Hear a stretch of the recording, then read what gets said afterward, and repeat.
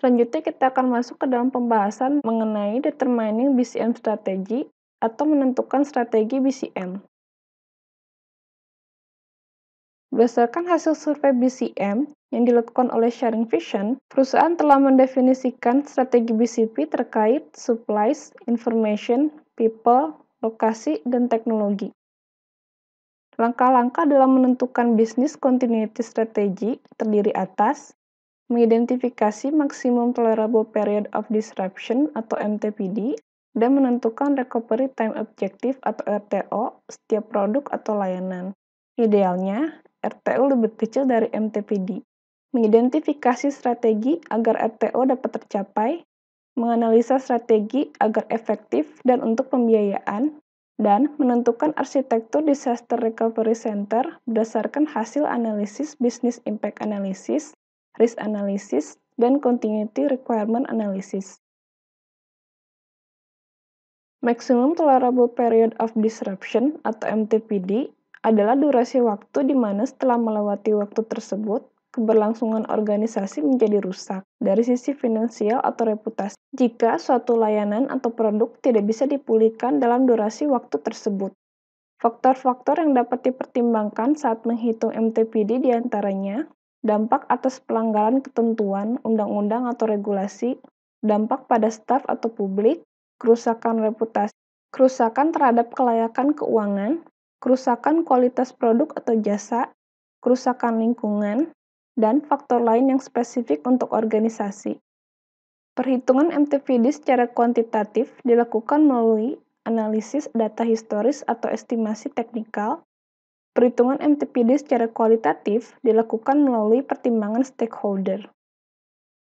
Recovery Time Objective atau RTO merupakan target waktu yang ditentukan bagi sebuah layanan atau servis untuk dapat beroperasi kembali setelah terjadi gangguan atau bencana.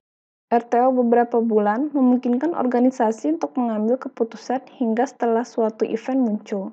RTO 1 atau 2 hari memungkinkan organisasi untuk memberi waktu bagi staf untuk direlokasi ke tempat lain. RTO kurang dari 1 hari membutuhkan taktis yang memungkinkan aktivitas dilakukan staf di lokasi lain, termasuk resource yang dibutuhkan. RTO idealnya dipilih lebih kecil jika dibandingkan dengan MTPD. Jasa pihak ketiga atau vendor dapat digunakan untuk menyelesaikan beberapa aktivitas untuk mendeliver produk atau layanan. Pilihan untuk subcontracting dibatasi oleh RTO. Berikut adalah karakteristik RTO yang mempengaruhi penggunaan vendor.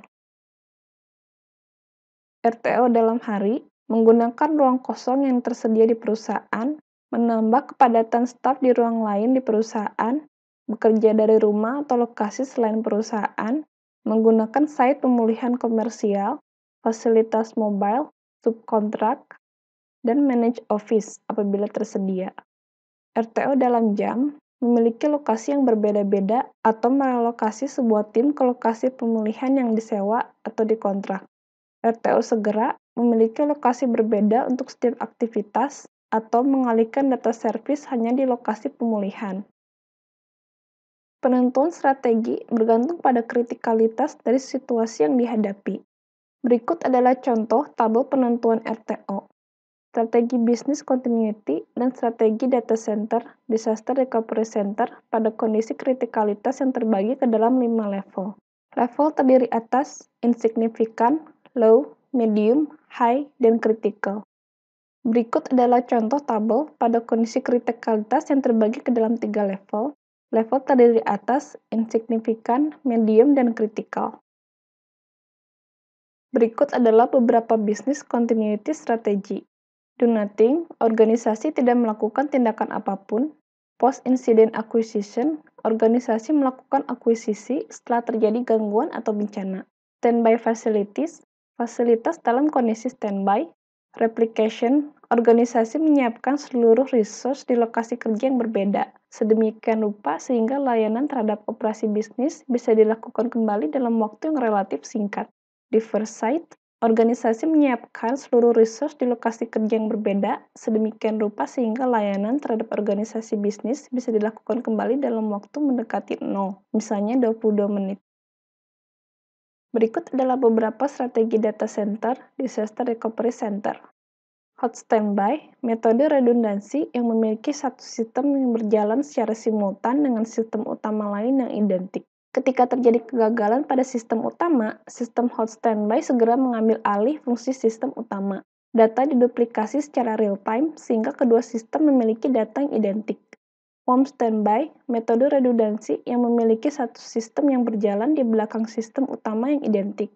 Data secara teratur diduplikasi ke sistem kedua ini, sehingga terdapat suatu waktu di mana sistem utama dan sistem kedua memiliki data yang berbeda atau data yang berbeda versi. Cold standby, metode redundansi yang mempunyai satu sistem sebagai backup untuk sistem utama lain yang identik. Sistem cold standby digunakan pada saat sistem utama mengalami kegagalan. Berikut adalah contoh strategi BCM untuk layanan data center, kontak center, dan headquarter pada bank. Strategi disesuaikan dengan kritikalitas kondisi. Gambaran yang lebih detail dapat dilihat pada slide selanjutnya. Pada contoh berikut, untuk layanan IT operasi bank, ditetapkan RTO adalah 0 jam, strategi BCM adalah defer site 1+1, strategi DC adalah hot standby, yang berarti terdapat sistem yang identikal. Untuk layanan kontak center bank ditetapkan RTO kurang dari 2 jam, strategi BCM adalah defer site 1+1. Pada contoh berikut, untuk layanan headquarter ditetapkan RTO kurang dari 24 jam dan strategi BCM adalah defer site 1+1. Strategi pertama adalah melakukan kerjasama dengan pihak hotel untuk penyediaan ruangan sementara bagi perusahaan selama bencana. Kemudian, strategi kedua adalah menempatkan pekerja yang berada di headquarter, yaitu Business Continuity Team, termasuk Board of Director di command center yang berada di Jatiluhur. Pekerja lainnya kemudian ditempatkan di lokasi manapun yang telah disediakan.